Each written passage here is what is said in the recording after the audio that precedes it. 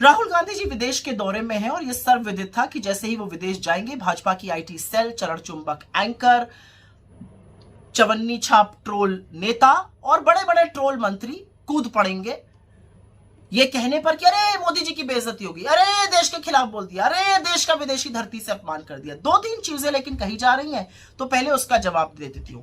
राहुल गांधी जी विदेश की यूनिवर्सिटी क्यों जाते हैं, यहां क्यों नहीं जाते? अभी गए थे दिल्ली यूनिवर्सिटी, छात्रों के साथ खाना खाया, विचार साझा किए, क्या हुआ? नोटिस भेज दी इस कमजोर सरकार ने। फिर कहते हैं राहुल गांधी जी देश में रहकर आलोचना क्यों नहीं करते? अरे वो आईना आपको यहां पर भी दिखाते हैं, वहां पर भी दिखाते हैं। यहां पर आप साजिश रचकर, षड्यंत्र रचकर उनकी सदस्यता खत्म करते हैं, उनका माइक म्यूट करते हैं, विपक्ष की कार्रवाई सदन वाली नहीं दिखाते हैं। यह आपकी असलियत है। लेकिन राहुल गांधी जी लगातार आपको आईना दिखाते हैं और लोकतंत्र में यह जरूरी है करना, क्योंकि जितना आईना सरकार देखेगी उतना समाधान ढूंढेगी। अब यह अलग बात है कि जो आईने में आपको सच दिखता है वो सच कड़वा है, बेरोजगारी का, महंगाई का, आर्थिक असमानता का, चीन का, अडानी का। उससे घबराकर आप उल जलूल बातें करते हैं, अरे मोदी विरोधी, अरे देश विरोधी। अरे भैया, देश की बात करना मोदी विरोधी कब से हो गया? और मोदी जी देश से ऊपर है क्या? पहली बात। एक बात और कहना चाहती हूं, राहुल जी को बड़े बड़े लोग बड़ी बड़ी यूनिवर्सिटीज बुलाती हैं तो वो जाते हैं, अपनी बात करते हैं। प्रधानमंत्री तो करोड़ों रुपए फूंक कर अपनी छवि बनाते हैं, खूब स्टंट रचते हैं बाहर जाकर। अभी हाल ही की बात है, ऑस्ट्रेलिया गए थे, किसी ने वहां पर बॉस कह दिया। अरे भैया, चरण चुंबक मीडिया तो मानो गदगद हो गया, वाह वाह वाह वाह होने लगा। लेकिन उसी के 24 घंटे के अंदर ऑस्ट्रेलिया ने देश के 6 राज्यों से स्टूडेंट्स के आने पर पाबंदी लगा दी। अरे बॉस थे तो वो पाबंदी हटाते, और चरण चुंबको एक शब्द उस पर नहीं निकला आपके। तो दिक्कत की बात यह है कि मोदी जी के बारे में राहुल जी ने ऐसा कुछ भी नहीं कहा है, उनकी तारीफ करी है। क्या कहा है कि मोदी जी इतने सर्वज्ञानी हैं कि भगवान के साथ बैठे तो ब्रह्मांड समझा देते हैं, वैज्ञानिकों के साथ बैठे विज्ञान, इतिहासकारों को तो इतिहास समझा देते हैं, सेना को युद्ध समझा देते हैं और एयरफोर्स को उड़ना समझा देते हैं।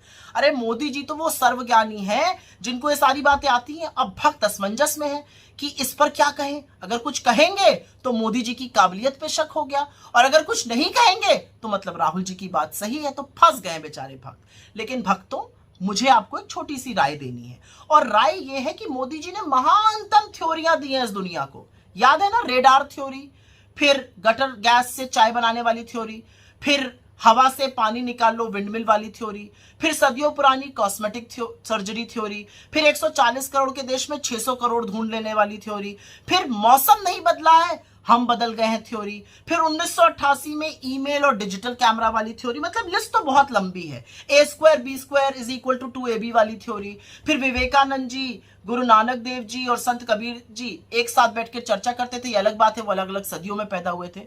तो भक्तों, परेशान मत हो, थोड़ा सा पानी पियो और इन महानतम थ्योरीज पर रिसर्च करो, क्योंकि इस देश का लोकतंत्र प्रधानमंत्री मोदी की तरह छुई मुई नहीं है। इस देश का लोकतंत्र प्रखर है, उसको और पुरजोर बनाना है। इस देश का लोकतंत्र तो वो है जहां पर प्रधानमंत्री नेहरू अपने खिलाफ आर्टिकल लिखते थे और आपकी तरह रोना नहीं रोते थे, जहां विश्व की आंख में आंख डालकर भारत का हित सर्वोपरि रखा जाता था, और विदेश नीति का मतलब सिर्फ अपने मित्र को कारोबार दिलाना और अपनी छवि संवारना नहीं होता था।